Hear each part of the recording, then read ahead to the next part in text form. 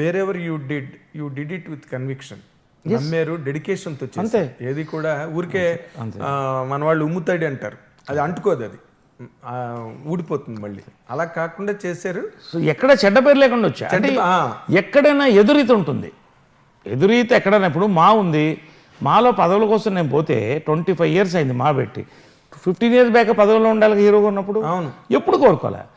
అవకాశం వచ్చింది, గురుగారు దాసరి గారు నువ్వు జయసుధ గారు నిలబడుతుంది, నువ్వు జాయింట్ సెక్రటరీగా ఉండాలన్నా. ఉంటానన్నాను, చేస్తానండి, ఏదైనా చేస్తానన్నా. వెళ్ళినప్పుడు అప్పుడు పరిస్థితి మీకు తెలుసు, యుద్ధ వాతావరణం. అప్పుడు కూడా రాజేంద్ర ప్రసాద్ జయసూర్యకి భారం నా మీద పడింది, రెస్పాన్సిబిలిటీ తీసుకున్నా. మొత్తం మా ప్యానలే గెలిచింది, ఒక ప్రెసిడెంట్ తప్ప, రాజేంద్ర ప్రసాద్ శివాజీరాజు తప్ప. ఫస్ట్ టైం నేను నాకేంటి welfare of members most important. ఈ మా బిల్డింగ్లు ఇవన్నీ జరుగుతాయి, దాని ఎందుకు పెద్ద ఇష్యూ, పార్లమెంట్ బిల్డింగ్ అది. మా వెల్ఫేర్కి ఫస్ట్ వెల్ఫేర్ కమిటీ ఫామ్ చేసి సర్వే చేసి సక్సెస్ చేసి ఇవాళ నడుస్తున్న ప్రతి స్కీము నేను చేసింది. నేనంటే మా టీం చేసి, మీరున్న టీము నేను ఇనిషియేట్ చేసింది, నేను లీడ్ తీసుకుని వర్క్ చేశాను. I was the welfare committee chairman apart from joint secretary. దాన్నే నేను జనరల్ సెక్రటరీగా ఇంప్లిమెంట్ చేశాను. అందరికి మంచి పేరు వచ్చిందిగా. కానీ మీరు మొన్న మంచు విష్ణుని మీరు చాలా గట్టిగా సపోర్ట్ చేశారు. ఎలక్ట్ అయ్యాడు, చాలా ప్రామిస్లు చేశాడు, సొంత బిల్డింగ్ అన్నాడు, ఇంకోటి. అవన్నీ ఏమి జరగలేదు కదండి. నేను అనేది ఏంటంటే ఇప్పుడు వాటికి మీ నన్ను గెలిపించారు, కానీ తప్పుదోవ పట్టింది, దాన్ని నిలపాలనుకున్నాను. మెంబర్స్ నా మీద నమ్మకంతోనే గెలిపించారుగా, నేను అడిగిన వ్యక్తిని గెలిపించారు. ఇవాళ మా ఫస్ట్ ప్రశాంతంగా ఉంది, ప్రశాంతంగా నడుస్తుంది. రెండోది ఏంటంటే welfare schemes are going very well. ఇవాళ ఏఐజీ నుంచి ఒక్కొక్క హెల్త్ క్యాంపు ఇక్కడ కాంటినెంటల్ నుంచి అన్నీ జరుగుతుంటే మెంబర్స్ ఆర్ వెరీ హ్యాపీ. నేను మొన్న జనరల్ బాడీకి వెళ్ళాను, లాస్ట్ జనరల్ బాడీ, నేనే తప్పుకోలా వెళ్ళాను. మా బిల్డింగ్ అంటారా, మా బిల్డింగు ఆల్రెడీ ఎప్పుడో అయింది ఒకసారి. అది తనేమో విష్ణు ఏమో ట్విట్టర్లో కూడా కారులో వెళుతూ ఇక్కడికి వెళ్తున్నాను ల్యాండ్ చూడడానికి, అతను ఇప్పటికీ చెప్తున్నాడు కదా. వాళ్ళు ఏదో మొన్న అనౌన్స్ చేశారు, ఛాంబరు కనుక ఆమోదం తెలిపి ఇక్కడ కనుక ఏదో వాళ్ళ ప్లాన్ ఉంది, ఇక్కడే కడదాం, దానికి ఎంతైనా డొనేషన్ ఇస్తాం. There is some discussion happening. General బాడీలో they passed a resolution on it. I don't want to talk about it because I'm not in MAA committee now, I'm an adviser అంతే. రెండోది ఏంటంటే ఒకవేళ కాకపోతే విష్ణు చెప్పింది ఏంటంటే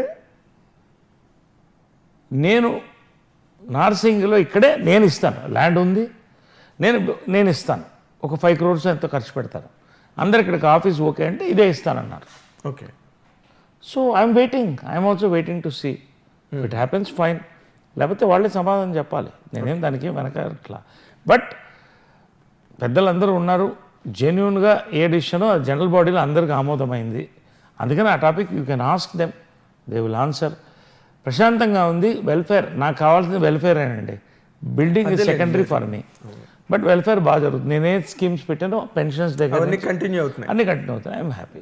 ఇప్పుడు coming back to the career point, మీరు ఇన్ జనరల్గా right from the day one మీరు స్టార్ట్ అయిన దగ్గర నుంచి మీరు కామెడీ హీరో అని నేను అన్ను, కానీ బికాజ్ మీరు ఒక స్టైలిష్గా ఎంటర్ అయ్యారు, అవన్నీ నాకు గుర్తున్నాయి. బట్ కామెడీ ఫిల్మ్స్, ఎంటర్టైన్మెంట్ ఫిల్మ్స్లో మీరు ఎక్కువ చేశారు. మీరు ఆ రోజు నుంచి కనుక తీసుకుంటే మీకు కాంపిటీషన్ అని మీరు ఎవరిని అనుకున్నారండి? లేదు, రాజేంద్ర ప్రసాద్ నేనే కాంపిటీటర్స్, ఇంకెవరు లేదు మాకు. చంద్రమోహన్ గారు మాకు అన్నయ్యలాగా, ఇక ఆయన అసలు ఫస్ట్ ఫౌండేషన్ హీరో. అప్పటికే మీరు హీరో లైన్ టైంకి ఆయన ఎన్ని రాజేంద్ర ప్రసాద్ చేశాడు, మేము కలిసి చేసాం. బట్ అప్పటికే ఆయన నెక్స్ట్ వెళ్ళిపోతున్నాడు కదా. My competitor was Rajendra Prasad, definitely he's one great actor, మంచి కామెడియన్. మీ మీరు నిష్పక్షపాతంగా అన్బయాస్డ్గా మాట్లాడాలంటే మీ ఇద్దరిలో ఎవరు బెటర్ యాక్టర్ సార్? అది ఎవరిని అడిగితే ఇప్పుడు ఎలా ఉంటుందంటే, ఇప్పుడు నన్ను ఫిట్టింగ్ పెడతారు మీరు రాగేదిరా మెల్లిగా. ఇప్పుడు నేనేమంటానంటే ఎవరు బెటర్ యాక్టర్ అని చెప్పలేమండి, బికాస్ రాజేంద్ర ప్రసాద్ ఇచ్చిన హిట్లు అతనిదే, అతని యాక్షన్ నేను చేయలేను. నేను చేసిన సినిమాలు అతను చేయలేడు, ఎవరికి వాళ్ళదే. ఎందుకంటే మీరు గంగా బెటరా కావేరీ బెటరా అంటే రెండు కలిసి అనుసంధానం. కామెడీ బ్రహ్మాండం హిట్స్ మీరు ఇచ్చారు, తను బ్రహ్మాండం హిట్స్ ఆయన కూడా ఇచ్చాడు. తర్వాత మీరు లేడీ వేషం వేశారు, ఆయన కూడా వేశాడు. మళ్ళీ సెకండ్ ఇన్నింగ్స్లో మళ్ళీ ఆయన ఫుల్ బిజీ అయిపోయారు, మీరు కూడా బాగా బిజీ అయిపోయారు. అసలు అందుకని నేను అడిగాను అనమాట, ఇంత లాంగ్ ఇన్నింగ్స్ మీకు ఆయనకి ఇద్దరికి ఉన్నాయి, అందుకని అడిగాను అనమాట. ఎవరు మీకు నరేష్ ఇష్టమా రాజేంద్ర ప్రసాద్ ఇష్టమా సార్? నాకు నరేషే ఇష్టం ఖచ్చితంగా. మరి ఎట్లా రాజేంద్ర ప్రసాద్ ఇష్టం అంటారు? రాజేంద్ర ప్రసాద్ అంటే ఇష్టమే నాకు. నేను ఇష్టపడాలి కదా. ఇప్పుడు రాజేంద్ర ప్రసాద్లో ఒకటి ఏంటంటే హీ ఫోకస్డ్ ఆన్ హ్యూమర్. ఇంకా హ్యూమర్లో రాజేంద్ర ప్రసాద్ చేసినటువంటి నంబర్ ఆఫ్ ఫిల్మ్స్ ఎవరు చేయలేదండి, చేయలేరు కూడా. అతను ఒక జీవనదిలాగా అలా వెళుతూ ఉన్నాడు ఆయన.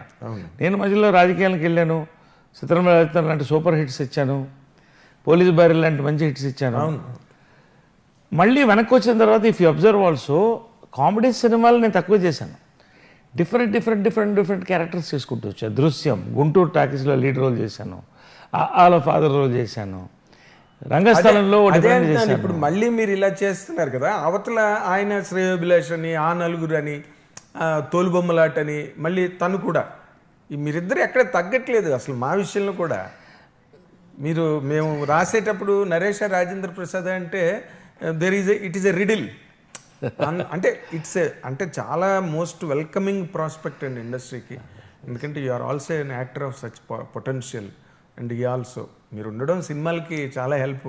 నేను ఆ రోజు కూడా అన్నీ మంచి శకునములే దానిలో అదే అన్నాను, ఒకరుంటేనే పండగ, ఇద్దరున్నారు ఇందులోనని. కరెక్ట్, మంచిగా. ఇట్ వాస్ సో అలాంటి సినిమాల కోసం ఎదురు చూస్తాం, ఏదైనా కలిసి చేయడానికి మంచి రోజు రావాలి.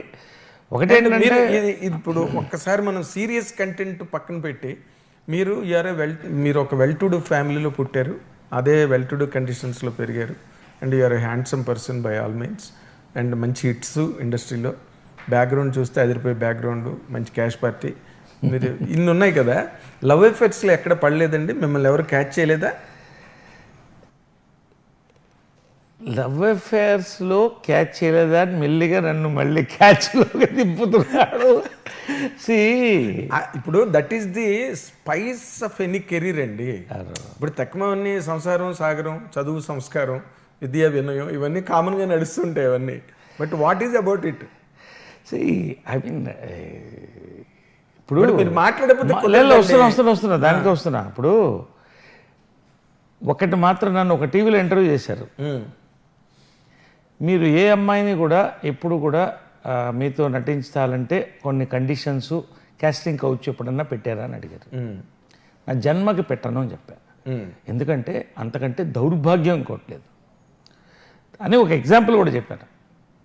ఒక హీరోయిన్కి పెళ్ళవుతున్నప్పుడు వచ్చి నరేష్జీ నాకు ఇన్విటేషన్ ఇస్తే సంతోషంగా అప్పుడే భోంచేయమ్మా అని సంతోషంగా ఒకసారి ఇలా చూస్తూ ఉంటే ఏంటమ్మా అడిగితే నన్ను మీరు ఎప్పుడు ఏమి అడగలేదే అని అడిగింది. ఎందుకు ఏం అడగాలన్నా? అదే ఏం అడగలేదే అంటే అలా అడిగితే ఇప్పుడు నాకు వచ్చి ఇన్విటేషన్ కార్డు ఇచ్చేవాడు. లవ్ చాలా పవిత్రమైందండి, అది పవిత్రాకే చెందుతుంది.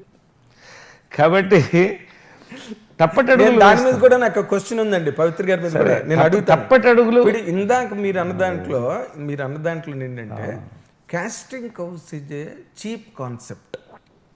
Falling in love, having crush is something else. It belongs to another level. అందుకని నేను అడిగాను అనమాట, మీకు అన్నీ ఉన్నాయి క్వాలిఫికేషన్స్ అన్నీ, అంటే మీరు మిమ్మల్ని ఎత్తుకెళ్ళిపోయే క్వాలిఫికేషన్స్ అన్నీ ఇండస్ట్రీలో మీకు ఉన్నాయి. అలాంటిది ఏం జరగలేదా?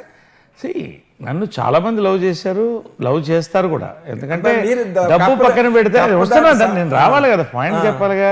చాలా మంది లవ్ అదే మీరే చెప్పారు, అందగాడు, క్యాష్ పార్టీ, కెరియర్, కాబట్టి అన్ని రకాల వాటి కోసం లవ్ చేస్తారు. లవ్ అనేది it grows as you grow అండి. I have failed many times. Okay, I have failed many times లవ్లో. Yes, I failed many times in choosing a right partner. I accept all this thing. నేనేమీ కాదంట్లా. I failed.